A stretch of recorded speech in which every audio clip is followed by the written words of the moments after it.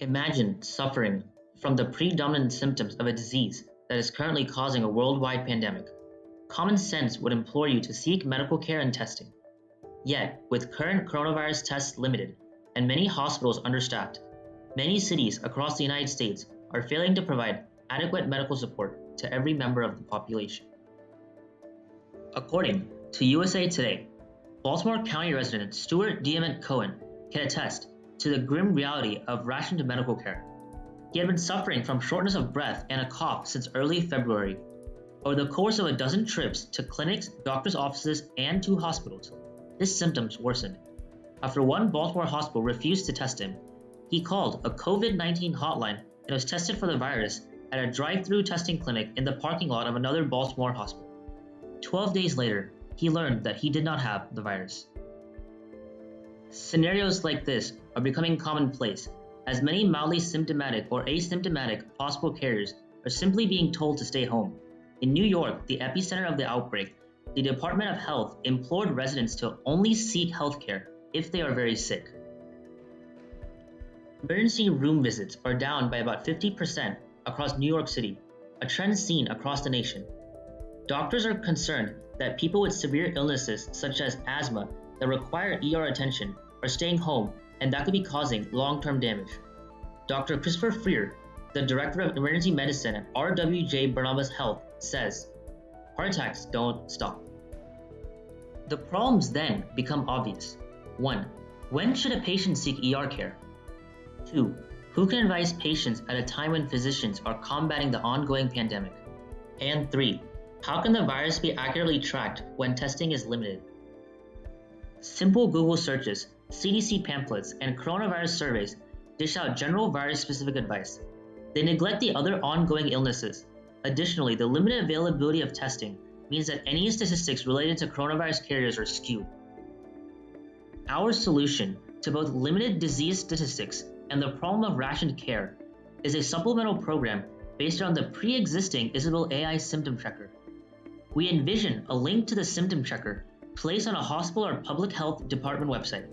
People can enter their symptoms and will receive a list of possible diagnoses and advice on whether to seek emergency care. Additionally, as more people utilize our program, doctors can review the data to pinpoint the location of an outbreak. Due to the influx of patients from the COVID outbreak, patients will be asked to use this website in order to report their symptoms. As a user or patient, you will first click the Access Symptom Checker to access the Isabel Symptom Checker AI. Upon clicking the button, you will be directed to Isabel's website. On the left, you are required to provide information about yourself and your symptoms. Let's say the patient is a male aged 40 to 49.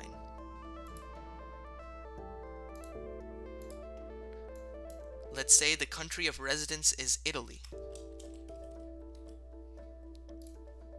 The symptoms experienced by the patient includes cough with phlegm, headache, chest pain, and tiredness.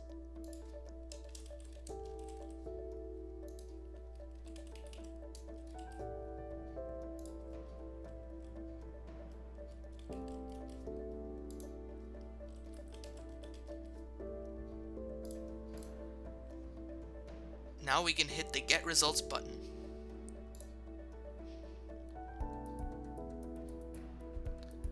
Upon hitting Get Results, Isabel makes a list of the most pertinent diseases.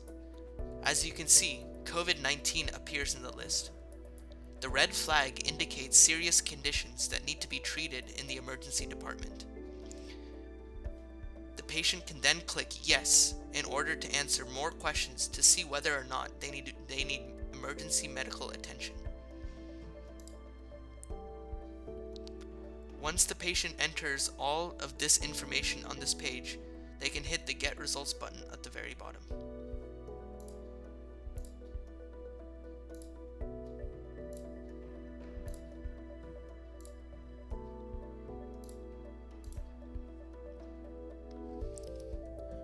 This spectrum shows us the severity of the patient's symptoms and rates the patient's need to seek emergency services.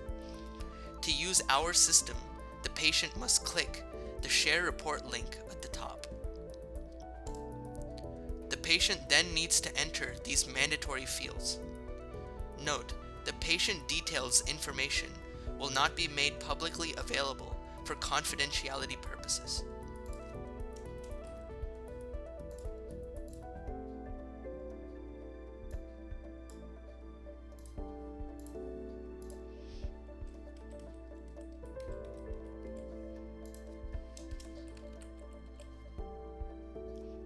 After entering these mandatory fields, we can hit Save to generate a PDF report. The patient needs to check the PDF option. Upon clicking Download, a PDF will be downloaded.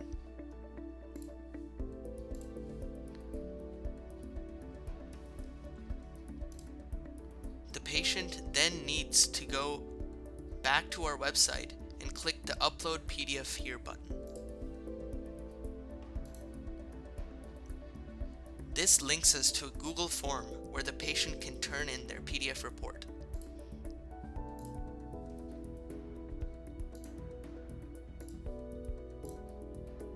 And now we must upload the PDF.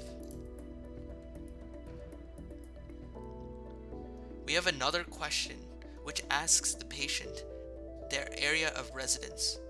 Currently, this is just a fictitious map, but in the future we intend to use a real city divided into multiple regions. Let's say the patient lives in region N.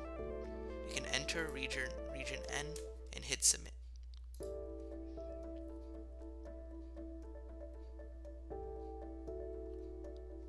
This ends the patient's portion of the application.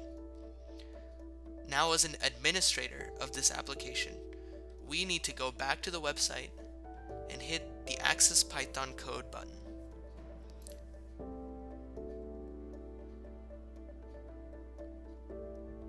This links us to a Google Colab that contains the Python script. This Python script parses through the PDF document that was submitted and extracts the relevant information as the symptoms and disease, and also links the region to this information. We must hit the Run All button.